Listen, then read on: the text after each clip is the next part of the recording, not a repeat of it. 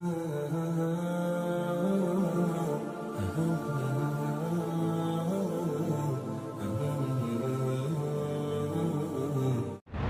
میں سے کئی لوگ ایسے ہیں جن کے دوست احباب رشتہ دار اس دنیا سے چلے گئے، لیکن ان میں سے چند لوگ ایسے ہیں جو آج بھی ہماری دعاؤں کے اندر ہوتے ہیں، جو آج بھی ہمارے تذکرے کے اندر ہوتے ہیں۔ تو ہم تذکرہ کرتے ہوئے کیا کہتے ہیں کہ یار بڑا اچھا انسان تھا، اس کا اخلاق بڑا اچھا تھا۔ آج تک کبھی آپ نے یہ کہا کہ یار وہ بڑا اچھا انسان تھا، اس کے پاس پیسہ بڑا تھا؟ آپ نے کبھی یہ کہا کہ یار بڑا اچھا انسان تھا، بڑا طاقتور تھا؟ کبھی بھی نہیں کہا ہوگا۔ وہ طاقت اس کی زندگی میں اس کے ساتھ تھی، بس ایک وقت تک اس کے ساتھ تھی۔ وہ پیسہ ایک وقت تک اس کے ساتھ تھا، لیکن وہ اخلاقیات، وہ معاملات، وہ معاشرت، وہ اچھے انداز میں گفتگو کرنا، وہ ایک دوسرے کو راضی کرنا، وہ اس کے مرنے کے بعد بھی اس کے ساتھ رہے گا۔ اور جب ایک انسان یہاں یہ کہتا ہے نا اپنے اس مسلمان بھائی کے لیے یا بہن کے لیے جو اس دنیا سے چلی گئی یا چلے گئے، ان کے لیے یہ جملہ کہتا ہے کہ یار بڑا اچھا انسان تھا، خدا کی قسم یہ جملہ عام جملہ نہیں ہے، یہ اللہ کی بارگاہ میں اس انسان کے لیے گواہی دینا ہے، اور خدا کی قسم یہ ایک جملہ بھی اس کی بخشش کے لیے کافی ہو جاتا ہے، ایک جملہ بھی۔ اب آپ بتائیے کتنا بڑا عمل ہے ایک دوسرے انسان سے خوش اخلاقی سے پیش آنا۔ ہم دن میں ہزاروں ایسے لوگوں کے بارے میں سنتے ہیں، ہزاروں ایسے لوگوں کے بارے میں آپ بھی سنتے ہیں، ہم بھی سب سنتے ہیں، یار نہیں میں نے اسے بات نہیں کرنی، یار وہ کرختی سے بات کرتا ہے، بڑی بد اخلاقی سے بات کرتا ہے، یار مجھے اسے بات نہیں کرنی۔ کیا کمایا اس انسان نے جس کے بارے میں یہ گواہی دی گئی کہ یار یہ بد اخلاق ہے، یہ بدتمیزی سے بات کرتا ہے، بد تہذیبی سے بات کرتا ہے، گالی دے کر بات کرتا ہے، بد زبانی کرتا ہے؟ آپ مجھے بتائیے اس کے پاس کیا رہ گیا اپنے رب کے پاس لے جانے کے لیے؟ یہ جو یہاں دونوں طرف بیٹھے ہیں اور ہمارا حساب کتاب لکھ رہے ہیں، ان کے رجسٹر کے اندر وہ بد اخلاقی بھی لکھی جائے گی جس طرح خوش اخلاقی لکھی جائے گی، وہ بد زبانی بھی لکھی جائے گی جس طرح اس کی اچھی زبان استعمال کرنا لکھا جائے گا۔ تو سامعین مکرم، ہمارے ہاں عمومی طور پر، معاشرتی طور پر ہمارے ارد گرد یہ چیزیں بہت عام ہوتی چلی جاتی ہیں۔ ایک روایت میرے ذہن میں آ رہی، ایک صحابی نے پوچھا یا رسول اللہ، ایک عورت جو 5 وقت کی نمازی ہو، جو تہجد گزار ہو، جو عبادات میں مکمل طور پر پوری آتی ہو، لیکن وہ اپنے ہمسایوں کے ساتھ اچھا برتاؤ نہ رکھتی ہو، اس کے بارے میں کیا حکم ہے؟ آپ صلی اللہ علیہ وسلم نے سوچے بغیر فوراً جملہ ارشاد فرمایا وہ دوزخی اور جہنمی ہے۔ تو کہاں گئی نمازیں؟ کہاں گئی عبادات؟ میرے نبی نے فرمایا ہے، اور میرے نبی کی گواہی ہے، اور میرے نبی کی گواہی اللہ کے ہاں خود حضور علیہ السلام کے زبان سے نکلا ہوا جملہ نہیں ہوتا، وہ اللہ کی طرف سے عطا کردہ جملہ ہوتا ہے۔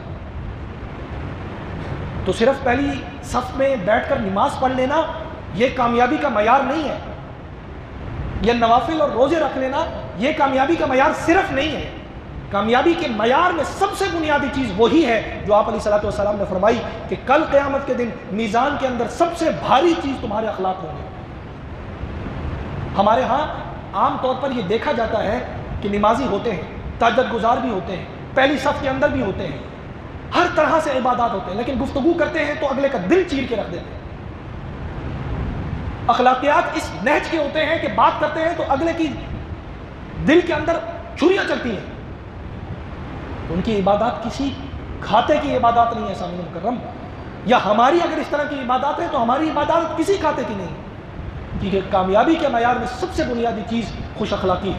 اور آپ علیہ السلام کی زندگی کے پوری زندگی کی آپ برگردانی کر لیجئے، اللہ آپ کو توفیق دے سیرت پڑھنے کی، حضور نبی کریم صلی اللہ علیہ وسلم کی، آپ سیرت کا مطالعہ کر لیجئے، آپ کو جو بنیادی سب سے اہم چیز نظر آئے گی وہ آپ علیہ السلام کے خوش اخلاق ہونا تھا، سب سے بنیادی چیز، بہترین اخلاق۔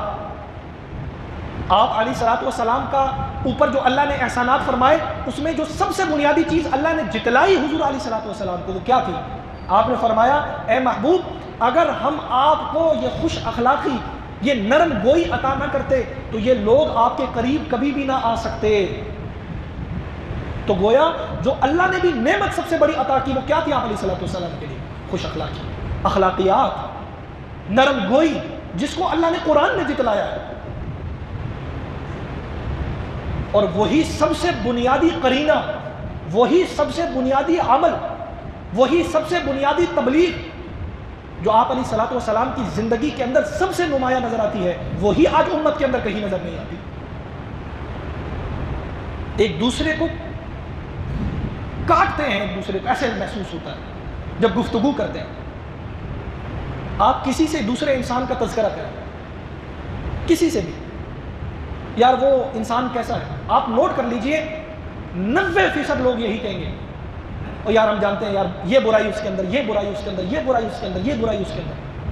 چاہے اس کے اندر 90% اچھائیاں ہوں اور 10% برائیاں ہوں، لوگ 90% کو بیان نہیں کریں گے، اس 10% کو بیان کریں گے جو برا ہے۔ اور دوسری سب سے بنیادی چیز یہ ہے کہ اللہ رب العزت کے ہاں کامیابی کا معیار کیا ہے؟ وہی بات جو میں نے ابتدا میں بیان کی کہ اللہ کو ہم نے دیکھا تو نہیں ہے، نہ ہماری کوئی ملاقات ہے، تو پھر اللہ کو راضی کرنے کا طریقہ کیا ہے؟ تو وہ محبوب کی زبان سے ہم تک پہنچ گیا کہ اللہ کو راضی کرنا ہے تو اللہ کی مخلوق کو راضی کرو۔ یہی 1400 سال کا سبق ہے جو پے در پے اللہ کے رسول اور پھر اللہ کے رسول کے آنے والے ساتھیوں اور پھر اسی طرح اولیاء اللہ کی زبان سے ہم تک پہنچا گیا کہ مخلوق کی خدمت سب سے بنیادی فریضہ ہے ایک مسلمان کا، اور دنیا میں بھی کامیابی کا اور آخرت میں بھی کامیابی کا وہی سب سے بنیادی معیار ہے۔ اگر کسی ایک کامیاب انسان کی زندگی کو دیکھنا ہے تو یقین مانیے آپ مت دیکھیے کہ وہ کتنا مالدار ہے، وہ کامیاب نہیں ہے، وہ کتنا طاقتور ہے، وہ کامیاب نہیں ہے، کیونکہ وہ طاقت اور وہ پیسہ ایک وقت تک اس کے ساتھ ہے بس۔ ہاں اگر اللہ نے طاقت دی ہے، مال دیا ہے اور اس کے ساتھ عجز و انکساری دی ہے، تواضع دی ہے، اخلاقیات دی ہیں، تو یقین مانیے اس سے زیادہ کامیاب انسان اس کائنات میں کوئی نہیں۔ حضور نبی کریم صلی اللہ علیہ وسلم نے فرمایا تھا من تواضع للہ رفعہ اللہ، جو اپنے آپ کو اللہ کے لیے جھکاتا ہے اللہ اسے پوری کائنات میں بلند کر دیتے۔ اب آپ دیکھیے کہ انسان کی جان، انسان کی تکلیف کے لیے اللہ نے ان احکامات کو اٹھا دیا جو انسان پر فرض ہے۔ مثال کے طور پر قرآن مجید کی تلاوت کرنا تمام تر عبادات میں، تمام تر اذکار میں سب سے بڑی عبادت کیا ہے اور سب سے بڑا ذکر کیا ہے؟ وہ قرآن مجید کی تلاوت کرنا، اور پھر قرآن مجید کی تلاوت بلند آواز سے کرنا۔ لیکن قربان جو کالی کملی والے کی شان پر کہ انہوں نے یہ درس دیا کہ اگر کوئی انسان آرام کر رہا ہے تو تم اس فرض کو چھوڑ دو گے اور قرآن کی تلاوت کو آہستہ کرو کیونکہ تمہاری وجہ سے اسے تکلیف نہ پہنچے۔ حجر اسود کو بوسے دینا گویا ایسے ہے کہ آپ اللہ کے ہاتھ پر بوسہ دے رہے ہیں۔ حجر اسود کو بوسہ دینا اتنی بڑی عبادت، لیکن اگر حجر اسود کو بوسہ دیا کسی کو تکلیف میں ڈال کر، دھکے دے کر، تو فرمایا اب اس حجر اسود کو بوسہ مت دو، تم نے دور سے بھی اس کو بوسہ دے دیا تو گویا اسی طرح ہے کہ تم نے اپنے اللہ کے ہاتھ کو بوسہ دے دیا۔ اگرچہ وہاں اس وقت دھکے لگ رہے ہوتے ہیں، ہم نے تو آج سے، حالانکہ اللہ نے کئی دفعہ موقع دیا، 10 بار تو تقریباً الحمدللہ عمرہ کرنے کے لیے اللہ نے موقع دیا، لیکن میں نے اس وقت میں بوسہ دیا تھا جب لائنیں لگتی تھی، اصل کے وقت سے پہلے لائن لگتی تھی، اس لائن میں لگ جائے اور بوسہ دینا شروع کر دیا، اب تو وہ روٹین ختم کر دی۔ اس کے بعد اگرچہ موقع نہیں ملا لیکن کبھی بھی ایسا نہیں کیا کہ دھکے دے کے کسی کو کونی مار کے، خواتین بھی درمیان میں ہیں، مرد بھی درمیان میں ہیں۔ یقین مانیے اگر اللہ نے آپ کو بھی موقع دیا وہاں جانے کو اور اللہ بار بار موقع دے آپ لوگوں کو، اللہ سے دعا ہے، تو اس طرح مت کیجئے کہ آپ وہاں دھکے دے کے حجر اسود کو بوسہ دینے جا رہے ہیں۔ آپ نے دور سے بھی استعلام کر لیا، بوسہ دے لیا، گویا آپ کا جو وہ حکم تھا اللہ کے ہاتھ پر بوسہ دینے کا وہ پورا ہو گیا۔ یہ دین ہمیں تبلیغ کرتا ہے۔ لاؤڈ سپیکروں پر اونچی اونچی آواز میں تقریر کرنا، جب اللہ کے نبی نے یہ فرمایا اونچی آواز میں تلاوت نہ کرو اگر کوئی ساتھ سویا ہوا ہے، تو باہر کے لاؤڈ سپیکر چلا کر اونچی اونچی آوازوں میں تقریریں کرنا یہ بھی گناہ ہے، یہ بھی گناہ ہے۔ تو ان چیزوں کو جو بظاہر ہمارے سامنے بہت معمولی ہوتی ہیں، بظاہر یہ بظاہر معمولی ہے، حقیقت میں معمولی نہیں ہے۔ اگر ایک انسان اپنے دوسرے انسان، چاہے وہ مسلمان ہے یا کافر ہے، کسی بھی مذہب اور نسل سے تعلق رکھنے والا ہے، اگر اس کا خیال نہیں رکھا جاتا تو گویا یہ بھی گناہ کیا جا رہا ہے۔ اس کی نیند کا، اس کے آرام کا، اس کے سکون کا، اس کے مال کا، ہر طرح سے اس کا خیال رکھنا یہ ہر مسلمان پر بھی ضروری ہے، چاہے وہ مسلمان آگے والا مسلمان ہو یا مسلمان نہ ہو۔ یہ اخلاقیات اللہ کے نبی نے ہمیں سکھائے اور ان پر عمل پیرا ہونا میرے اور آپ کے لیے یہ انتہائی ضروری ہے۔ اللہ رب العزت ہم سب کو دین سمجھنے، اس پر عمل کرنے اور سب سے بڑھ کر ایک دوسرے کے لیے خوش اخلاق بننے کی توفیق عطا فرمائے۔